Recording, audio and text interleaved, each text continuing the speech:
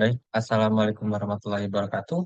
Perkenalkan saya Prasamya Dika Nugraha dengan 23301081017. Jadi pada kesempatan kali ini saya akan mempresentasikan beberapa penyakit pada sistem kardiovaskular atau lebih dikenal dengan sistem jantung dan pembuluh darah untuk memenuhi tugas anatomi klinis saya dengan dosen pengampu, dokter Oski Dendri, Magister Kesehatan. Jadi pada sistem kardiovaskular itu ada banyak sekali penyakit. Namun pada kesempatan kali ini saya akan mempresentasikan beberapa penyakit saja, yaitu penyakit yang sering dan cukup terjadi pada beberapa rumah sakit.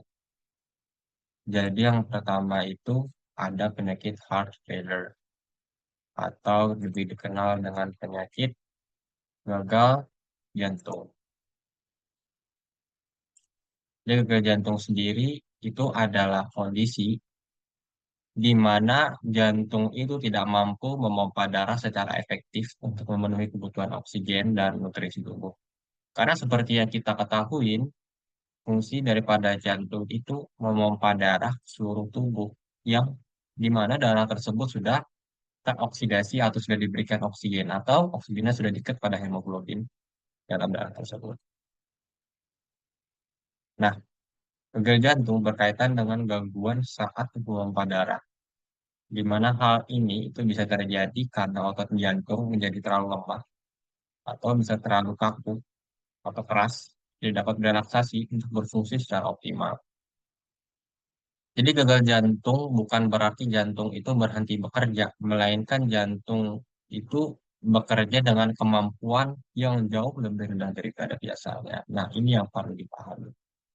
Jadi daripada gagal jantung sendiri ada banyak sekali tipenya ya. Yang pertama itu ada tipe gagal jantung sistolik dan gagal jantung diastolik. Dan ada beberapa subtipe lain yang didasarkan pada sisi jantung yang terkena. Gagal jantung ini seperti kiri, kanan, ataupun keduanya. Jadi kiri dan kanan ini berkaitan dengan ruang dan bilik yang ada pada jantung tersebut atau di sekitar keduanya. Jadi yang pertama itu ada kondisi gagal jantung sistolik, di mana gagal jantung sistolik ini terjadi ketika otot jantung tidak bisa berkontraksi dengan cukup kuat untuk memompa darah keluar dari ventrikel kiri atau kita sebutnya ada ruangan yang di sebelah kiri ke seluruh tubuh. Ini tuh disebut juga sebagai penurunan fraksi ejeksi pada ventrikel kiri. Mungkin saya akan cek dulu. Nah, ini adalah anatomi daripada jantung atau cordis nama latinnya. Jadi pada ventrikel kiri itu terletak pada bagian sini. Jadi gagal jantung pada sistolik ini berkaitan erat dengan ventrikel kiri. Jadi saat pemompaan pada ventrikel kiri ini, otot yang berada di sekitar jantung ini itu sulit berkontraksi atau sulit menegang. Sehingga darah yang harapannya keluar melalui katup aorta ini itu juga berkurang. Nah, itu akan berkaitan dengan fraksi ejeksi. Selanjutnya itu ada gagal jantung diastolik. Nah, gagal jantung diastolik itu terjadi ketika otot jantung tidak bisa berelaksasi dengan baik. Nah, tidak bisa berelaksasi. Artinya saat menampung darah yang berasal dari paru-paru. Darah yang sudah teroksidasi, teman-teman. Jadi saat darah sudah teroksidasi, itu akan dikirimkan kembali ke jantung ya, melalui ini. Yang akan masuk ke atrium terlebih dahulu dan akan melewati katup bikuspid atau katup yang berada di antara atrium kiri dan atrium dan ventrikel kiri. Sesampai ke di ventrikel kiri itu akan ditampung sebelum didorong atau sebelum kontraksi akan didorong ke seluruh tubuh. Jadi di ventrikel kiri ini itu tidak dapat menampung darah dengan baik. Nah, ini berkaitan dengan otot yang kaku. Nah, ini akan berkaitan juga dengan beberapa etiologi atau penyebab mengapa otot yang berada di bagian ventrikel kiri ini tidak dapat menampung dengan baik atau tidak dapat berelaksasi dengan baik. Itu akan berkaitan dengan kematian sel mungkin atau nekrosis. Nah, selanjutnya itu ada kondisi gagal jantung kiri. Sesuai dengan namanya, berarti gagal jantung pada bagian sebelah kiri atau ventrikel kiri. Jadi gagal jantung kiri ini terjadi ketika ventrikel kiri atau bilik utama jantung yang mana nanti akan memompa darah ke seluruh tubuh ini tidak dapat berfungsi dengan baik. Nah, ini tuh adalah tipe yang paling umum ditemukan ya, dan mana ini akan menyebabkan penumpukan cairan di paru-paru, sehingga pasien ini juga akan mengalami sesak napas. Jadi eh, salah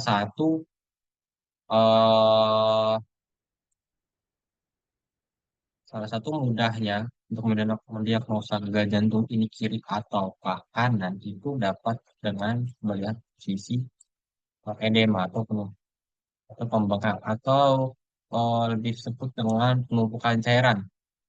Jadi tadi terjadi penumpukan cairan di paru-paru. Mengapa bisa terjadi? Karena ini akan juga akan berkaitan dengan tekanan yang berada pada katup aorta tadi. Bukan pada katup aorta. Tepatnya pada aorta ini, pembuluh darah terbesar pada tubuh manusia. Sehingga darah itu tidak hanya terdiri dari darah saja. Mungkin tidak terdiri dari red blood cell aja, tapi ada eh, zat-zat lain. Salah satunya adalah cairan dan juga natrium. Jadi natrium tadi karena tekanan dan tertahannya tingginya tekanan pada aorta tadi itu akan menyebabkan cairan keluar dari aorta dan menuju ke paru-paru atau lebih bisa dibilang natrium. Natriumnya akan menarik paru-paru, menarik cairan ke paru-paru. Nah, selanjutnya itu ada gagal jantung kanan, di mana gagal jantung kanan ini terjadi ketika ventrikel kanan yang bertugas memompa darah ke paru-paru terjadi difusi. Oksigen dan karbon dioksida itu mengalami kerusakan. Nah, ini juga akan berkaitan dengan otot yang berada di bagian ventrikel kanan. Akibatnya terjadi penumpukan cairan di tubuh, terutama pada bagian perut. Karena ventrikel kanan ini, dan kita ketahui dapat kita lihat juga, ini ada namanya vena cava inferior dan vena cava superior. Di mana vena cava inferior superior ini menjadi jalur utama ya, jalur utama untuk mengumpulkan darah-darah yang belum teroksidasi atau membawa karbon dioksida. Jadi pada vena cava ini akan terjadi peningkatan tekanan juga sehingga darah itu tertahan dan natrium yang berada dalam darah itu akan keluar ke jaringan sekitarnya, terutama pada ekstremitas kiri, ekstremitas atas dan ekstremitas bawah. Sehingga natrium tadi akan menarik cairan yang berada juga pada pembuluh darah. Baik, mungkin kita bisa lanjut ke penyebab daripada beberapa penyebab penyakit heart failure. Jadi pada penyebab atau etiologi daripada heart failure atau gagal jantung ini yang pertama itu ada penyakit jantung koroner atau PJK. Jadi PJK ini itu menjadi penyebab paling umum terjadinya gagal jantung. PJK itu terjadi ketika arteri koroner yang memasok darah ke otot jantung itu menyempit atau tersumbat oleh plak aterosklerotik. Apa itu plak aterosklerotik? Plak aterosklerotik adalah plak yang terdiri dari lapisan atau kolesterol. Jadi darah tadi pada arteri tadi ini adalah arteri koroner. Jadi arteri koroner ini ada berwarna merah. Ini akan memasuk oksigen ke jantung yang berada ke otot jantung yang ada di ventrikel kiri ataupun ventrikel kanan. Dan arteri ini akan mengelilingi daripada jantung. karena otot jantung sendiri untuk berelaksasi dan untuk berkontraksi itu juga memerlukan oksigen. Jadi terjadi metabolisme juga di otot jantung.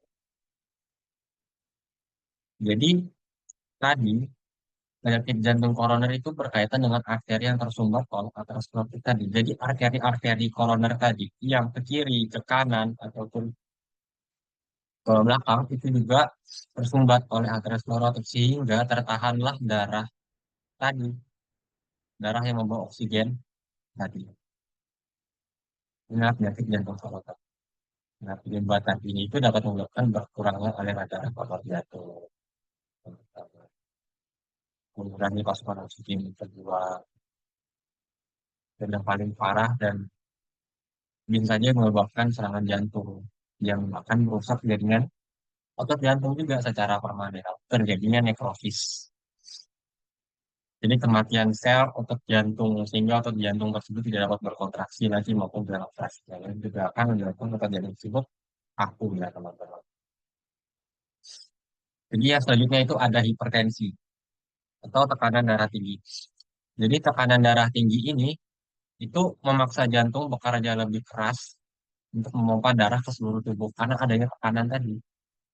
Yang akibatnya jantung akan mengalami hipertrofi atau pembesaran otot jantung, terutama di bagian ventrikel kiri.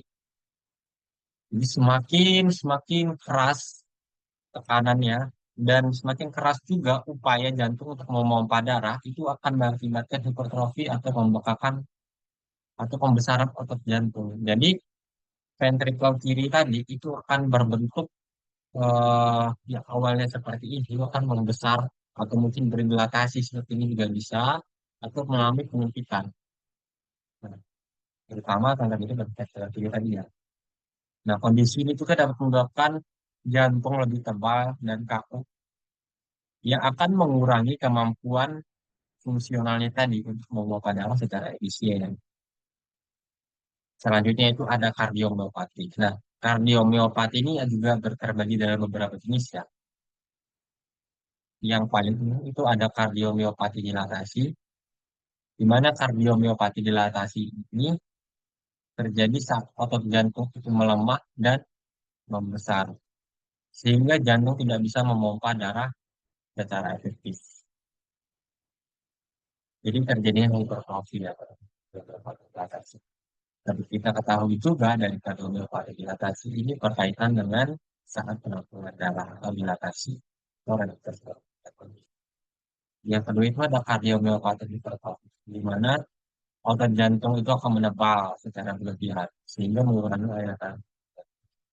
Jadi otot jantung yang menebal tadi itu menebalnya ke dalam sehingga berkurangnya volume yang menyebabkan gagal jantung. Itu berkurangnya pasokan itu pasokan. Nah, sehingga itu ada gangguan katup jantung. Gangguan katup jantung ini apa? Jadi perlu dipahami juga secara anatomi jantung itu terbagi dari beberapa ruangan ya. Ada ventrikel kiri, ada ventrikel kanan, ada atrium kiri yang berada di atas ventrikel, ada atrium kanan yang berada di atas ventrikel kanan. Perbatasan antara ventrikel dan atrium itu dibatasi oleh katup. Nah, untuk katup yang membatasi atrium kiri itu dinamakan dengan katup epispinalis. Jadi atrium itu tempat menampung darah yang sudah teroksigen, teroksidasi pada paru-paru ditampung terlebih dahulu di atrium kiri dan akan masuk ke ventrikel kiri melewati katup yang namanya adalah katup epispinalis. Sebelum didistribusikan ke seluruh tubuh melalui pembuluh darah aorta. Pada ventrikel kanan, di mana ventrikel kanan itu adalah tempat berkumpulnya darah yang teroksidasi, namun dia darah yang belum teroksidasi tadi akan masuk terlebih dahulu ke atrium kanan oleh vena cava inferior maupun superior, inferior atrium bawah dan superior ke atas. Nah, itu Perbatasan antara atrium kanan dan ventrikel kanan itu dibatasi oleh katup dinamakan dengan katup epigalis. Jadi katupnya ada tiga sebenarnya gitu, tiga. Katup yang dua lainnya itu membatasi antara ventrikel kiri maupun kanan ke aorta ataupun ke arteri pulmo atau arteri paru-paru yang akan mengirim darah oksidasi ke paru-paru. Ini disebut dengan monarical valve dan aortic valve. Nah, gangguan katup jantung.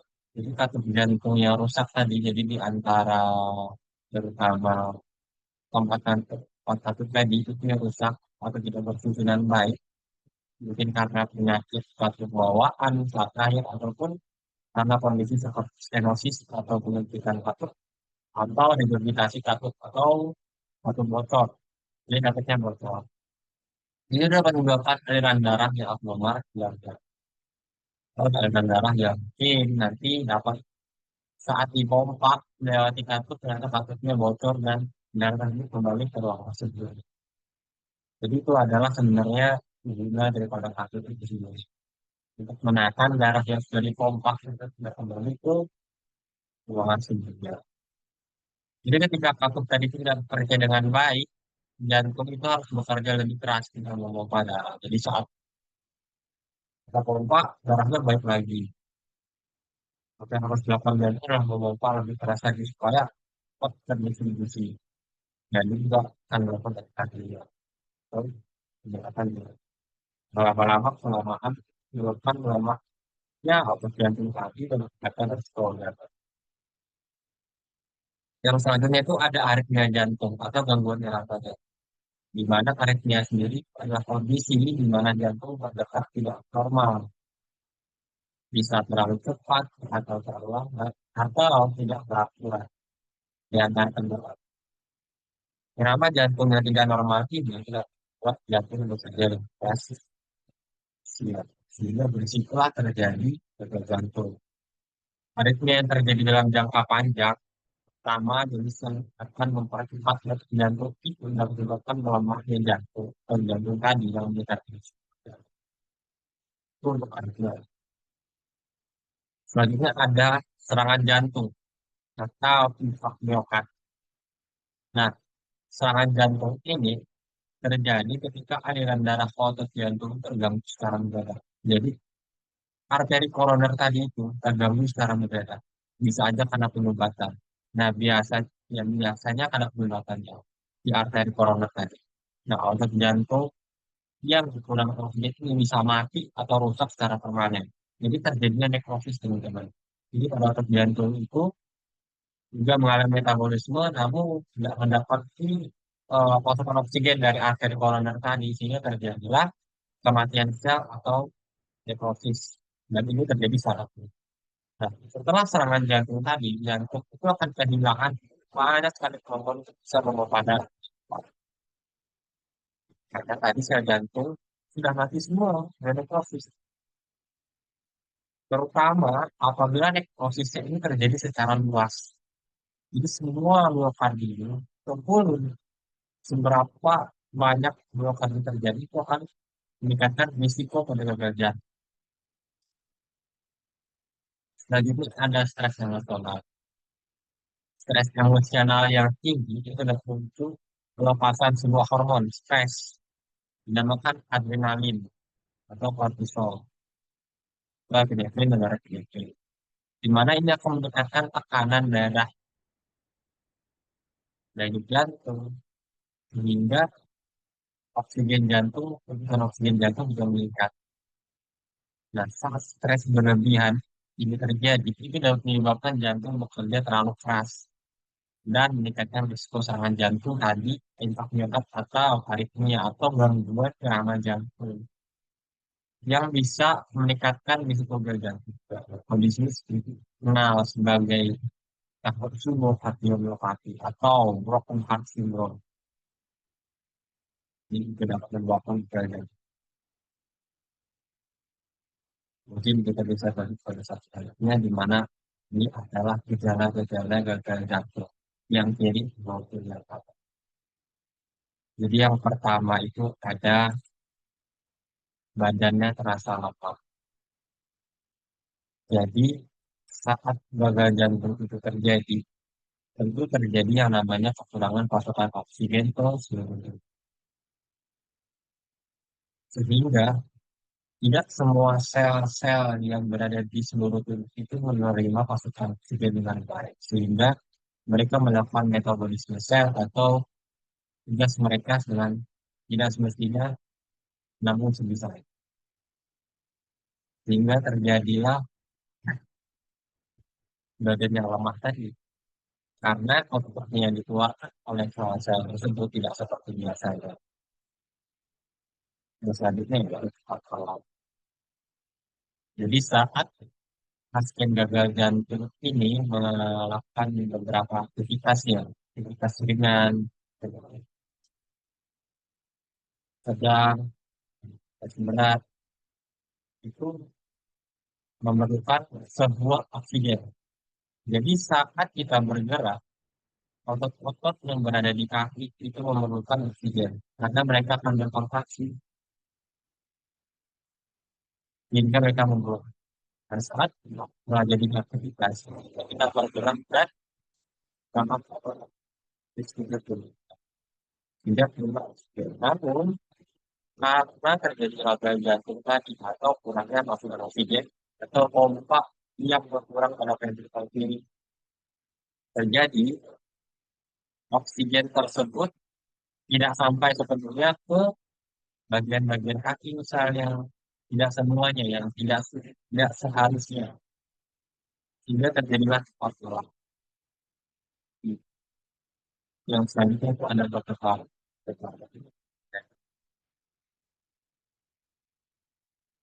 Selanjutnya itu ada debu, mau, ini jantung yang gagal memompa darah dengan baik, itu akan menyebabkan darah cenderung terbentuk atau retensi di paru-paru.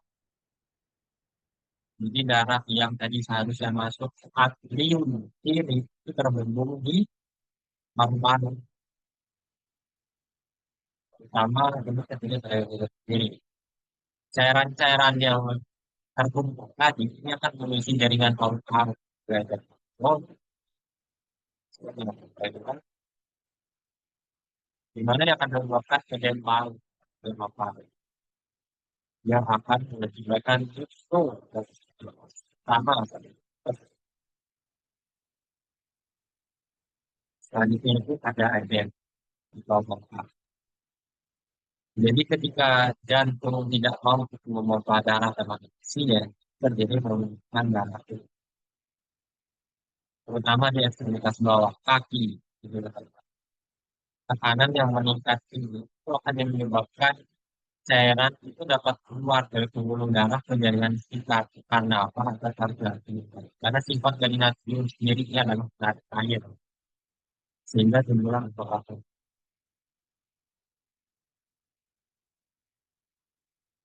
Selanjutnya itu ada anoreksia. Anoreksia ini artinya adalah penurunan nafsu makan ya. Itu dapat menjadi gejala gagal jantung karena beberapa alasan fisiologis seperti dengan retensi berkaitan dengan retensi cairan atau kondisi organ atau gangguan sirkulasi. Yang pertama itu ada kondisi intestinal kondisi. Jadi pasien yang mengalami gagal jantung itu akan mengalami rasa kenyang pada perutnya, sehingga terjadilah anoreksia atau penurunan gizi. Jadi pada gagal jantung, terutama gagal jantung kanan, itu terjadi penumpukan darah yang membunuh vena yang pada bagian bawah tubuh kita, tidak pada paru-paru. Ekstremitas, di mana ekstremitasnya tidak menjalar ke dalam rongga organ.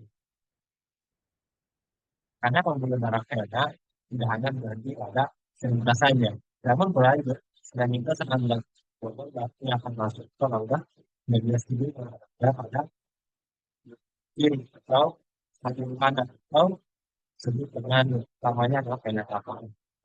Itu akan menulis dalam ukuran bawah. Domain sampai dengan S bawah. Sedangkan vena superior itu akan mengalirkan darah yang dinasi pada bagian kepala sampai dengan ekstremitas bagian atas. Jadi kalau mesnya nggak seperti itu. Jadi pada gagal jantung kalau ya, ya, gimana kita akan menyebabkan kongesi atau penumpukan cairan di perut terutama hati dalam sehingga muncullah rasa kenyang ya, ya itu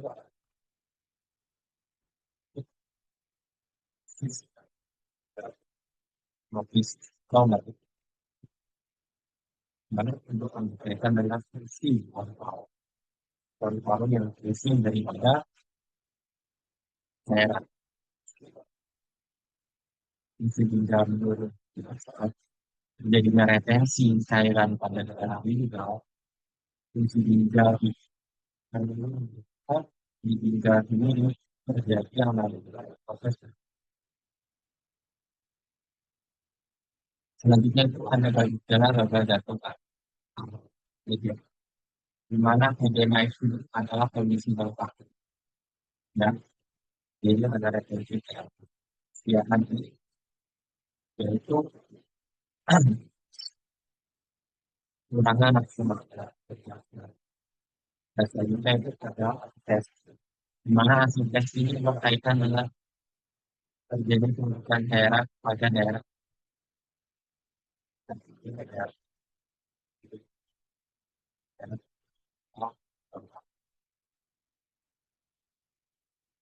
mungkin ini saya menjelaskan mekanisme daripada Alzheimer di mana awalnya dengan penyebab biasa dan itu penyebab awal juga tidak kalau next pembuatan itu yang yang bisa berubah masih sudah nah jadi penyebab penyebab ini tadi sebagai etiolog atau dasar berdasarkan gejala ini gagal jatuh itu klasifikasikan beberapa berdasarkan etiologi. Nah, setelah terjadinya penyebab dasar yang akan memacu gagal jantung tersebut, itu akan terjadi kontak di mana kerusakan pada otot jantung pertama dapat berupa penebalan dinding atau aku dijatuhkan sebabkan terus maupun tidak baik atau berdasarkan timbulan darah. Akibatnya, volume darah yang dipompa ke tubuh tersebut dengan kerajaan itu berkurang. Sehingga itu akan menyebabkan kekurangan suplai darah oksigen terjadi. Nah, sangat terjadinya penambahan oksigen itu akan melakukan kompensasi. Nah, satunya itu peningkatan aktivitas sistem saraf. Jadi tubuh itu akan merespon penurunan cura jantung melalui merangsang saraf simpatik yang keren peningkatan gangguan jantung. Sehingga terjadi tadi dan konflik pembuluh darah mempertahankan akan jadi pembuluh darah akan mempertahankan peran darah agar tidak untuk aktivasi yang terus menerus ini para kerusakan otot jantung ya tidak. Nah, ketika itu ada aktivasi sistem renin atau aldosterone. Kami prinsip aldosterone itu sudah kita katakan jadi sistem harus ini dilakukan sebagai respon terhadap kebakaran tidak seperti ini di pasti itu merupakan retensi garam dan air atau pengumpulan garam dan air dan air yang bertujuan meningkatkan volume darah agar tekanan darah tetap stabil. Namun, retensi cairan yang berlebihan itu dapat memperburuk keadaan sehingga meningkatkan beban berat dan edema pada ekstremitas atas atau pada otot. Nah, itu akan berkaitan juga dengan yang sudah saya sebutkan sebelumnya. Selanjutnya, ada kompensasi berupa remodeling. Jadi jantung ini akan mencoba mengatasi peningkatan beban dengan mengalami perubahan berat atau disebutnya tadi. Ini jantung atau otot jantung itu bisa mengalami penebalan, hipertrofi atau pelonggaran dilatasi. Namun, remodeling ini justru nantinya akan membuat jantung lebih kaku atau lebih lemah dalam jangka panjang. Sehingga fungsi pemompaan itu lama-kelamaan dari situ. Karena bentuk remodeling itu malah diperburuk daripada kondisi pemompaan. Saat terjadinya penurunan fungsi jantung yang akan dilakukan sudah dua mekanisme kompensasi yang saya sebutkan tadi tidak lagi ada. Peningkatan kerja jantung dan perubahan struktur jantung justru akan memperburuk kerusakan pada otot jantung dan kemampuan jantung itu.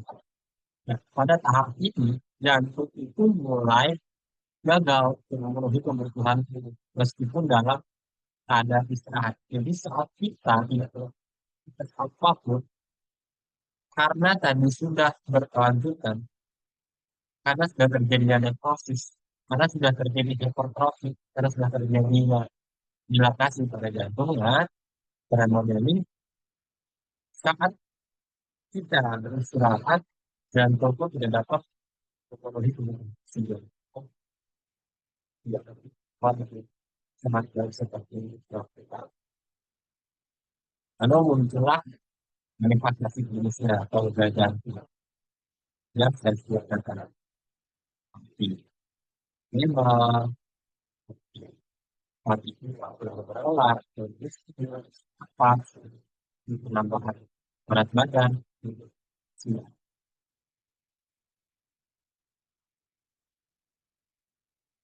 itu adalah eh, manifestasi klinis gejala dengan depresi. Kenapa hasil ini selanjutnya kita di sini nanti saya akan menjelaskan beberapa penyakit secara sosial dan aktif. Jadi kanker pada jantung itu terjadi tepat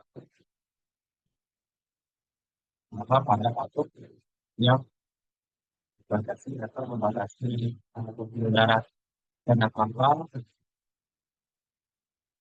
membatasi pembuluh darah yang akan menuju ke paru-paru dan otak. Jadi terjadi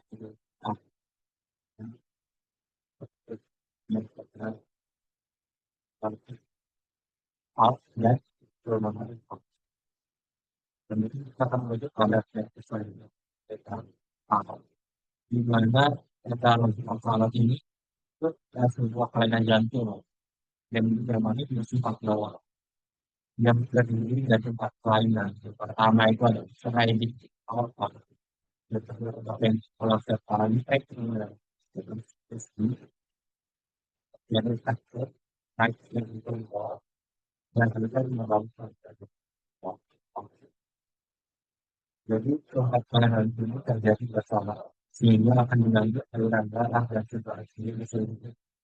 Nah, kondisi ini adalah salah satu jenis penyakit jantung bawaan yang paling tinggi dan menyebabkan sepsis. Nah, kemudian ada penyakit ada ada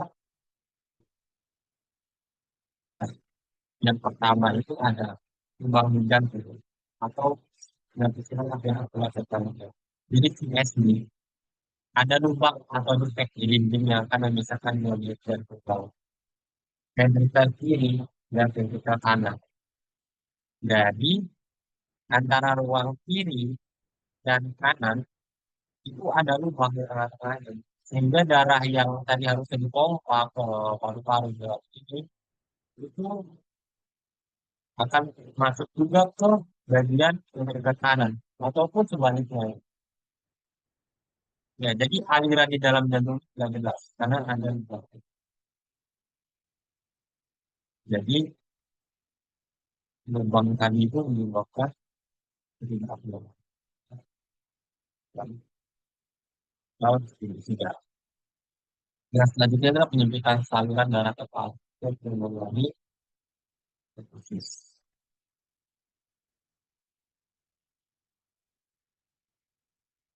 Di mana katup yang akan menghubungkan dan beri ke kanan arteri femoralis ini itu akan menyempit kan. Sehingga itu akan menyebabkan eh, aliran darah tadinya yang bervaksinasi ini akan terhambat di ventrikel kanan paru-paru sehingga darah yang seharusnya mengambil oksigen di paru-paru dapat mengalir dengan baik ke dalam paru-paru. Itu adalah beberapa darah patologus dan sisa knowledge of pulmonary valve. Diberikan pada bagian katup dan pembuluh darah arteri pulmonalis. Selanjutnya itu ada pelebaran lutut jantung atau right ventricle hypertrophy atau RV ini. Karena right ventricle. Jadi karena ventrikel kanan itu harus bekerja lebih keras untuk memompa darah melewati katup yang sempit tadi, otot di ventrikel kanan itu menjadi lebih tebal juga atrofi. Bahkan beberapa kasus lebih tebal daripada myocardium sebelah kiri ini atau jantung sebelah kiri. Sehingga itu akan membuat jantung kurang efisien dalam dia. Selanjutnya itu ada aorta, riding aorta atau aorta yang berada di atas lubang. Jadi aorta yang membawa darah kaya oksigen ke seluruh tubuh itu terletak di atas lubang atau VSD. Di mana hal ini itu akan membuat darah yang miskin oksigen dari ventrikel kanan bisa bercampur dengan darah yang kaya oksigen dari ventrikel kiri. Sehingga menyebabkan aliran darah yang tidak normal. Sehingga kacaulah aliran darah tadi dan mengurangi kadar oksigen dalam darah yang dipompa ke seluruh tubuh. Nah, akibat dari keempat kelainan ini, atau tetralogi of ini, karena menyebabkan aliran darah tidak normal dan ternyata mengakibatkan campuran darah kaya oksigen dan darah rendah oksigen atau belum teroksidasi yang beredar ke seluruh tubuh. Sehingga tubuh juga akan mengalami kurang oksigen. Nah, menyebabkan cyanosis. Di mana cyanosis sendiri itu ada kondisi di mana kulit dan membran mukosa seperti bibir dan gusi itu tampak berwarna kebiruan. Karena rendahnya kadar oksigen tadi di dalam darah. Dia tidak termasuk dengan baik. Seperti itu. Ini ada vertical sepal defect dan pembahasan lagi atau bagian dari side. Jadi adalah paten lupus arteriosus. Mungkin sekian yang dapat saya sampaikan untuk penyakit pada sistem kardiovaskular. Saya mohon maaf apabila saat saya juga berasa sekali dapat mengalami kekurangan atau kesalahan berdasarkan kata saya ahli di sini. Terima kasih sudah menonton beberapa pertanyaan bersama.